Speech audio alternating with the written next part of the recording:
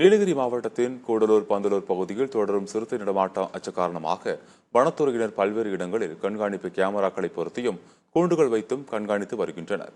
அதை பற்றி விவரிக்கிறது இந்த தொகுப்பு.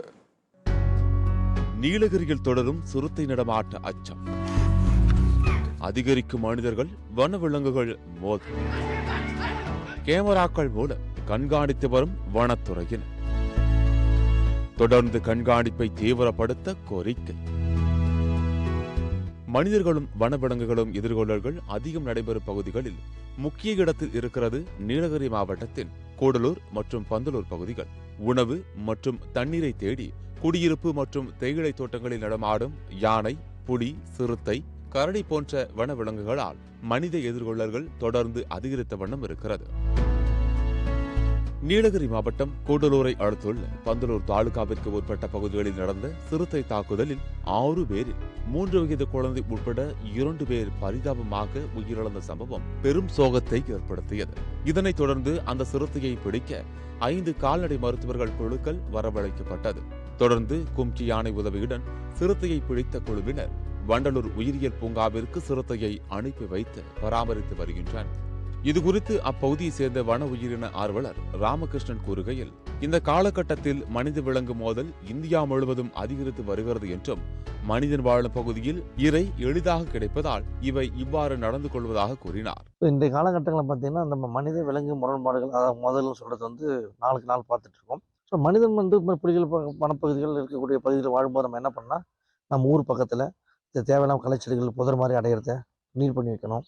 அதாவது அந்த மாதிரி விலங்கு அந்த அடைக்கலமாக இருக்காத அளவுக்கு பார்த்துட்டோம்னா அதுக்கப்புறம் நம்மளும் கொஞ்சம் ஜாகிரதையாக இருக்கணும். மக்களுடைய விழிப்புணர்வு மிக அவசியம். இதனைத் தொடர்ந்து பேசிய பசுமைப்படை இயக்கத்தைச் சேர்ந்த சிவதாஸ் கூறுகையில், சிறுத்தைகள் மனிதர்களை தாக்கக்கூடிய சூழல் நிலவி வருவது வருத்தம் அளிக்கக்கூடியதாக இருப்பதாகவும், T20 என்ற புலி பிடிக்கப்பட்டு மைசூரில் உள்ள மிருக காட்சி சாலையில் பராமரிக்கப்பட்டு வருவதாக கூறிய அவர் தொடர்ந்து கூறுகையில், சமீபத்தில் கூடலூர் போன்ற பகுதிகளில் மனிதர்களை தாக்கக்கூடிய ஒரு சூழலை சிறுத்தைகிட்ட இருந்துட்டு இருக்கு. இது வயதான சிறுத்தையா இருக்கலாம், வேட்டையாட முடியாத ஒரு காரணமா இருக்கலாம். இருப்பினும் 3 பேர் இந்த சிறுத்தைக்கு தாக்கப்பட்டு மருத்துவமனையில் ஒரு பெண்மணி இறந்த செய்தி நீலகிரி மாவட்டம் மிகப்பெரிய ஒரு அதிர்ச்சியை ஏற்படுத்தியிருக்கு. அது தீர்வதற்கு முன்பாக கூடலூர் பகுதியில் ஒரு குழந்தையை தாக்க முற்பட்டு மக்கள் விரட்டி அடிக்கப்பட்டதனால் அது சென்றிருக்கிறது. அதனால இது எதிர்காலத்தில் இது போன்ற ஒரு விபரீதம் நடக்காமல் இருப்பதற்காக இந்த புலியும் பிடிக்கப்பட்டு மிருக காட்சி சாலையிலோ அல்லது பாதுகாப்பான இடங்களிலோ இது வைக்க வேண்டியது அவசியமான ஒரு விஷயமாக இதனுடைய கருத்தை தெரிவித்துள்ளது. இந்த நிலையில் அதே பகுதியில் மீண்டும் சிறுத்தை நடமாட்டம் இருப்பதாக தோட்ட தொழிலாளர்கள் குற்றம் சாட்டிய நிலையில் முன்னெச்சரிக்கை நடவடிக்கையாக சிறுத்தைகளின் நடமாட்டத்தை கண்காணிக்கும் வகையில் தேயிலை தோட்டங்களுக்கு மத்தியில் பல்வேறு இடங்களில் கண்காணிப்பு கேமராக்கள் பொருத்தியும் கூண்டுகள் வைத்தும் கண்காணித்து வருகின்றன. மேலும் அசம்பாவிதம் எதுவும் நடக்காமல் இருக்க அந்த பகுதியில் உள்ள பள்ளி மாணவர்களை அழைத்துச் செல்லும் பணியை வனத்துறையினர் தங்களுக்கு சொந்தமான வாகனங்களில் அழைத்துச் சென்று வருகின்றனர்.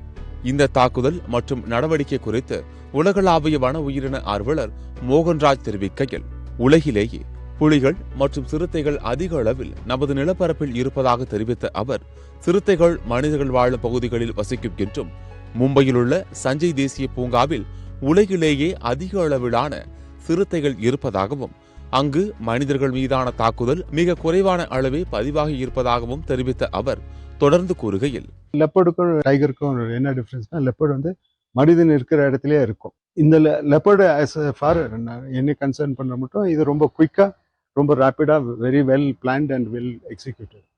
கவர்மெண்ட் இன்னும் கூடலூர் ஃபாரஸ்ட் டிவிஷனுக்கு சப்போர்ட் பண்ணணும். அவங்களுக்கு வேண்டிய எக்யூப்மெண்ட் நிறைய வேணும். ஒரு தெர்மல் ட்ரோன் வேணும். அப்புறம் ஒரு ரேப்பிட் ஆக்ஷன் டீம். இதுக்குன்னு இப்போ நீங்க பாத்தீங்கன்னா RRTன்னு ஒரு டீம் வச்சிருக்கோம். அவங்க ஒரு 10 பேர் இருக்காங்க. அவங்க தான் யானையும் விரட்டணும். அதுக்கப்புறம் இது மாதிரி டைகர் எல்லாம் அவங்களால எப்படி மேனேஜ் பண்ண முடியும்னு தெரியாது. ஸோ அதுக்குன்னு ஒரு ஸ்பெசிஃபைட் டீம், பெரிய ப்ராப்ளம் ஆகாமல் இருக்கிறதுக்கு நமக்கு சப்போர்ட் வேணும் டிபார்ட்மெண்ட்டுக்கு. சத்தியம் செய்திகளுக்காக நீலகிரி மாவட்ட செய்தியாளர் ஸ்காட்டுடன் செய்து கொள்ளும்.